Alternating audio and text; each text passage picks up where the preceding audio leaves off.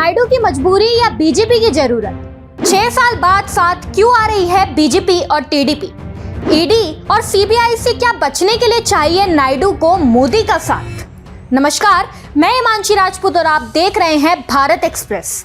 बात जून 2017 की है, जब पीएम मोदी और आंध्र प्रदेश के सीएम चंद्रबाबू की पार्टी टीडीपी बीजेपी की अगुवाई वाले एनडीए का हिस्सा थी। लेकिन अगले ही साल टीडीपी ने बीजेपी से किनारा कर लिया था, जिसके बाद मोदी और नायडू में विरोध इस हद तक बढ़ गया कि आंध्र प्रदेश जाने पर प्रोटोकॉल के तहत टीडीपी का कोई मंत्री प्रधानमंत्री की अगवानी में नहीं आया। यहाँ तक कि उनके बीच व्यक्तिगत हमलों का भी दौर चला। मोदी ने नायडू को उनके ससुर एनटी रामा राव का गद्दार कहा और नायडू मोदी पर हमला करते करते उनकी पत्नी जसोदा बेन का जिक्र ले आए। लेकिन एक बार फिर 6 साल बाद अपने बीच विवादों को किनारा कर टीडीपी फिर एनडीए का हिस्सा बनने जा रही है। 7 मार्च को चंद्रबाबू नायडू दिल्ली में गृह मंत्री अमित शाह और बीजेपी प्रमुख जेपी नड्डा से मिले।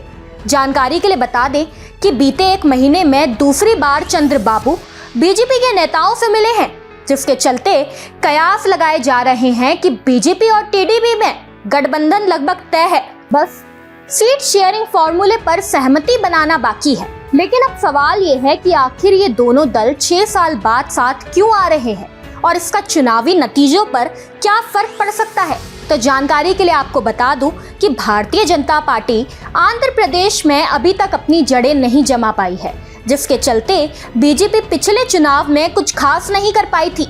आंध्र प्रदेश में बीजेपी संगठनात्मक रूप से बहुत कमजोर है।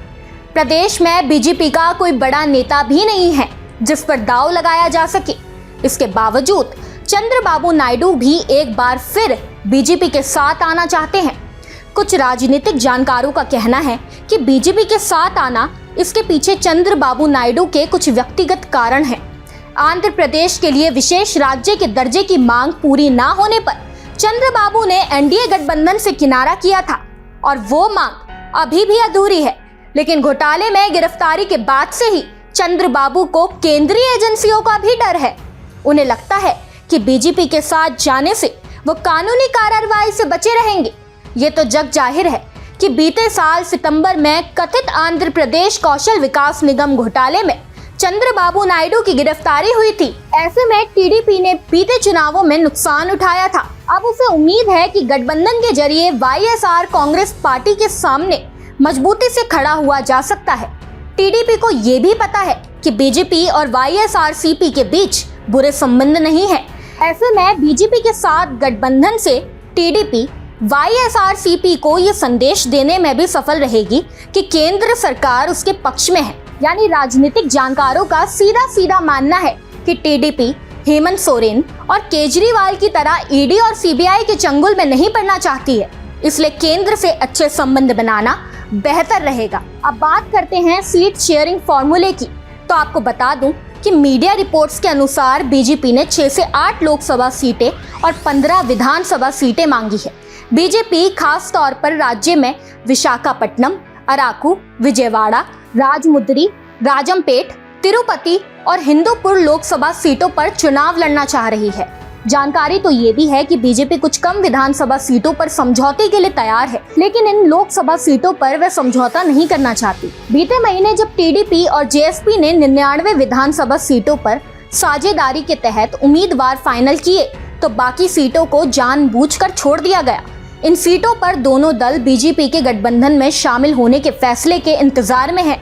इसके अलावा राजनीति के कुछ सलाहकारों का ये भी कहना है कि बीजेपी पुरजोर ताकत लगाने के बावजूद भी आंध्र प्रदेश में अपने पैर नहीं जमा पाई है। गठबंधन को लेकर आंध्र प्रदेश बीजेपी में 2 तरह के गुट बने हुए हैं। एक गुट चंद्रबाबू नायडू को भरोसे वाला नेता नहीं मानता। बीजेपी के ये नेता इस बात पर जोर देते हैं कि त्रिपुरा और पश्चिम बंगाल की तरह बीजेपी अपने बलबूते प्रदेश में अपना आधार मजबूत कर सकती है। ये नेता पवन कल्याण की पार्टी से गठबंधन के पक्ष में है, लेकिन टीडीपी के साथ जाने के पक्ष में नहीं है। वहीं बीजेपी के दूसरे गुट का मानना है कि टीडीपी और जेएसपी के साथ गठबंधन से प्रधानमंत्री मोदी के 400 पार के लक्ष्य को पूरा करने में मदद मिलेगी। अब बात करें कि बीजेपी और टीडीपी के बीच गठबंधन की संभावनाओं को वार्ता की मेज तक लाने में किसकी अहम भूमिका रही, तो आपकी जानकारी के लिए बता दूं कि इस काम का क्रेडिट अगर किसी को जाता है तो वो है एक्टर से नेता बने पवन कल्याण, जिनकी पार्टी जेएसपी पहले से टीडीपी के साथ गठबंधन में है। खबरों के मुताबिक चंद्रबाबू नायडू और अमित शाह के बीच हुई मीटिंग के दौरान पवन कल्याण भी मौजूद थे। फिलहाल जो खबरें हैं उनसे ये तय हो गया है कि बीजेपी, टीडीपी, जेएसपी के बीच गठबंधन होना तय है। लेकिन अब सबकी नजर इसी बात पर टिकी है कि बीजेपी, टीडीपी, जेएसपी के गठबंधन की औपचारिक घोषणा कब तक होती है। इस खबर में बस इतना ही। ऐसी ही तमाम खबरों को जानने के लिए देखते रहिए भारत एक्सप्रेस। धन्यवाद।